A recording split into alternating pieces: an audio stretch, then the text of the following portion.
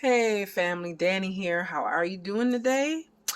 Well, I hope you guys enjoyed the Evil Kids show. If you didn't get a chance to see it, it's up.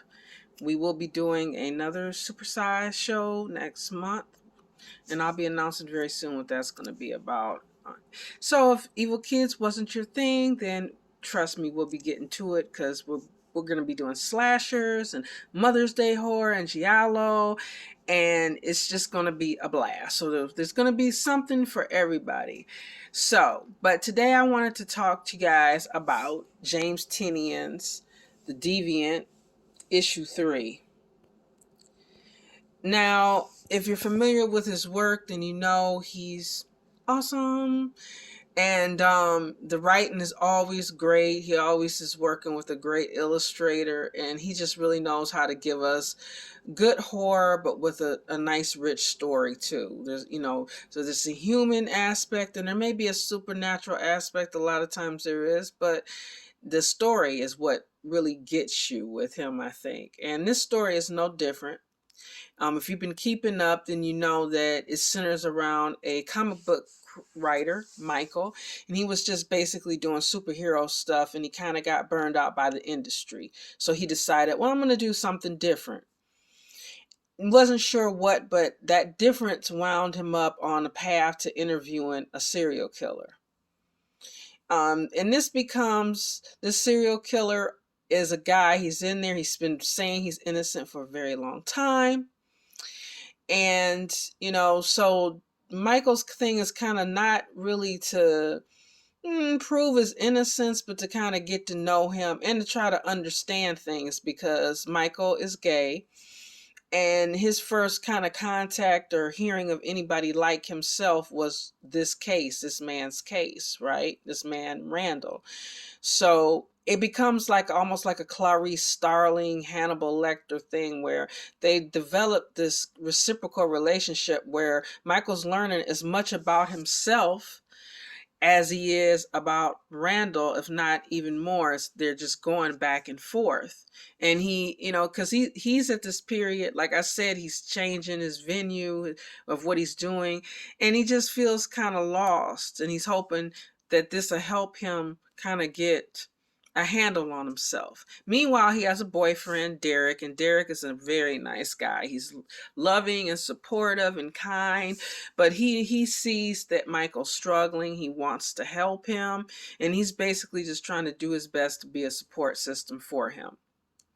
Now, this story is being told also in flashbacks, because we're getting flashbacks of Randall's crimes, and what he did. He was accused of murdering 2 young boys. So we getting flashbacks of him getting caught and all of this. Meanwhile, in Michael's time, which is 2023, there are murders being occurring right now, like copycat murders that have started occurring in the same kind of style that these past murders occurred. And we know, of course, that it can't be Randall because Randall's in prison, but we don't know who this could be. Could it be a copycat? Could it have been a partner? Could it even be Michael himself? Hopefully not. Or even the long-suffering boyfriend, Derek. We really don't know. Also, the last murders, an ID was dropped. And guess what? It happened to be Michael's ID. So now they're kind of looking for him in connection to this. So issue 3 opens up not with Michael, but it opens up with Derek. And we get Derek having a conversation with a co-worker. And this is the most we've heard Derek talk about himself. Everything is always in connection with Michael. But his friend is talking to him and, asking him how he's feeling, what's going on with him. And you get the kind of vibe from this conversation that this is something he's not getting a lot of, that he's just basically embroiled in supporting his boyfriend. So he's expressing, he says that he had this conversation with a friend of his, and they were talking about how when gay men get to a certain age, it seems like there's this sadness and this lost feeling. And then he says, well, I think all men feel like that. So I thought this was very timely. There's a lot of timely stuff in here. So he starts discussing how he feels like a lot of times men get to a certain point in their life where they feel like something is missing. They don't have, the support system that women often have. I'm gonna like show you guys, move the camera here, and basically says, but we have like less to hide behind. I guess fewer of us have families, and unless you've got money to do like whatever you want, you just kind of have to keep going. So there's a lot like going on about males and the high rate of them doing a certain act, and how men are feeling, and depression and different things. So I thought that was you know not only timely and pertinent to what's going on, probably for a very long time. So, and then as they go along in this conversation, the question gets asked of Derek, well, are you lonely? How are you feeling? And there's this long pause. And as a reader, you don't know, is he pausing because he's not sure?